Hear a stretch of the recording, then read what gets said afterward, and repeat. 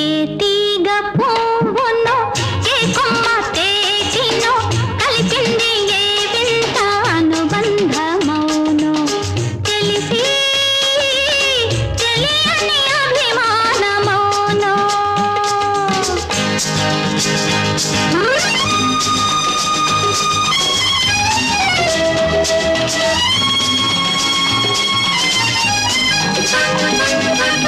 మనసు మోగది మాటలు రానిది మమత ఒకటి